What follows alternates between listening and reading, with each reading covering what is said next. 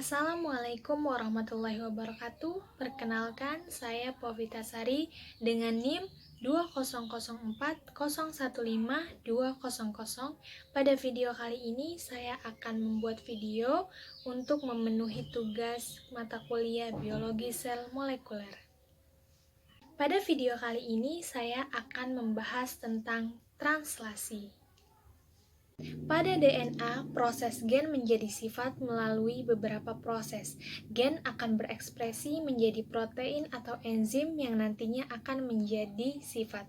Nah, proses tersebut dinamakan dengan sintesis protein. Selanjutnya, pada sintesis protein terdapat dua tahapan. Tahapan yang pertama yaitu transkripsi atau pencetakan DNA menjadi RNA-D atau RNA-M, dan yang kedua adalah proses translasi, yaitu proses penerjemahan.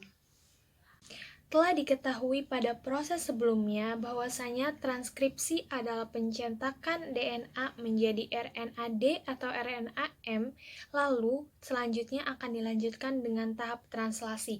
Oleh karena itu, tahap translasi bisa juga disebut dengan tahap penerjemahan. Nah, perlu diketahui juga bahwasanya proses translasi itu berada pada sitoplasma atau ribosom. Sebelum mengenal translasi lebih lanjut, saya akan memberikan beberapa macam DNA. Yang pertama itu ada RNA-R, yaitu RNA ribosom. Yang kedua ada RNA-T, yaitu RNA transfer. Yang ketiga ada RNA-M, RNA messenger, atau nama lainnya dengan RNA-D, RNA duta. Selanjutnya, pada proses translasi, apa yang harus diterjemah?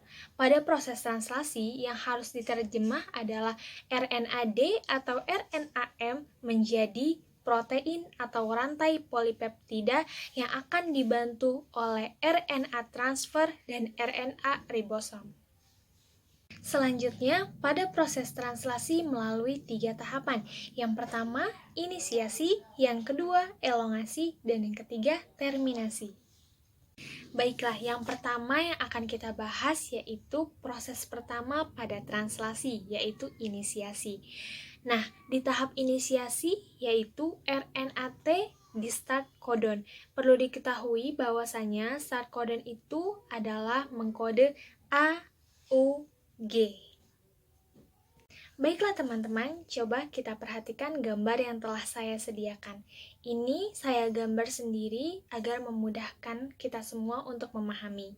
Di gambar ini ada A, P, dan E. A itu aminoasil atau bisa disebut dengan awal. Kenapa dibilang awal? Karena di A ini adalah melekatnya RNA-T masuk ke dalam ribosom. Di sini RNA-T antikodon. Bisa dilihat, nah itu dia masuk ke bagian A. Oleh karenanya, A itu aminoasil atau tahap awal saat antikodon atau RNA-T masuk ke dalam ribosom. Nah, yang kedua ada peptidil atau saya biasa menyebutnya dengan perangkaian. Karena di P ini nanti akan dikeluarkan asam amino dan akan membentuk rantai polipeptida. Jadi di P ini merangkai asam amino membentuk polipeptida. Nah, yang terakhir ada E. E itu adalah exit atau keluarnya antikodon atau RNA-T yang telah mengkode asam amino dan terbentuk rantai polipeptida akan keluar melalui jalur E, yaitu exit.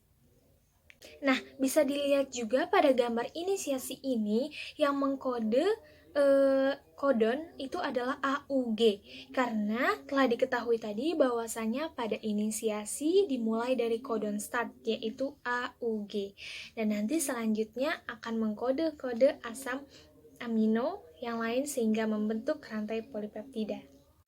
Nah, pada proses inisiasi dapat dilihat juga bahwasanya antikodon atau RNA-T mengkode UAC yang nantinya akan diterjemahkan oleh kodon RNA-D atau RNA-M dengan kode AUG.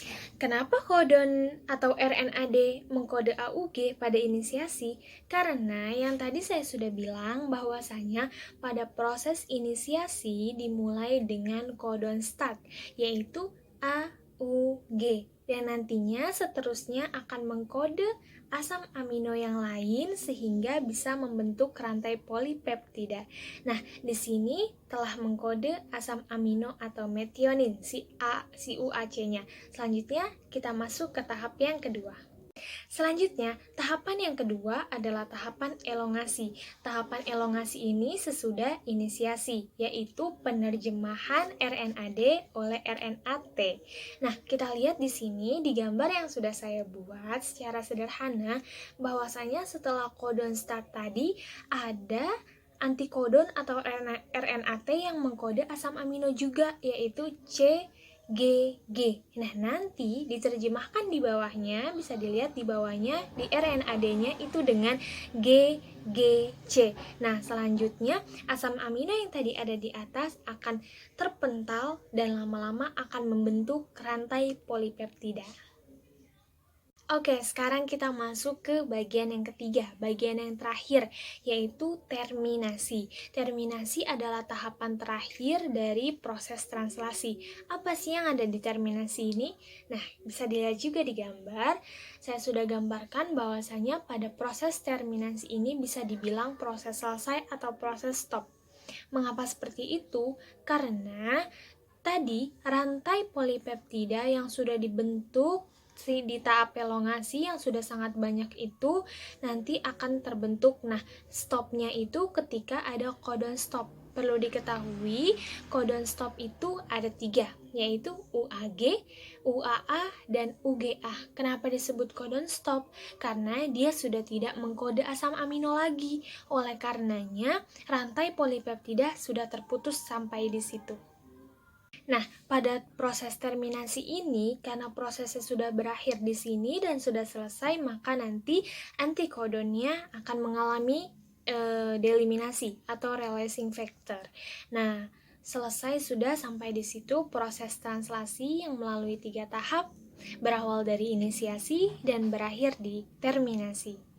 Nah, jadi selesai pembahasan kita sampai sini tentang translasi, dimulai dari inisiasi dan berakhir di terminasi. Nah, tadi sudah banyak banget rantai polipeptida yang terbentuk dan nantinya itu akan menjadi sifat. Oleh karena itu, mungkin sampai di sini dulu penjelasan saya tentang translasi. Jika ada yang ingin mengkritik ataupun yang ingin komentar, bisa langsung di kolom komentar. Kurang lebihnya mohon maaf. Wassalamualaikum warahmatullahi wabarakatuh. See you in next video. Bye-bye.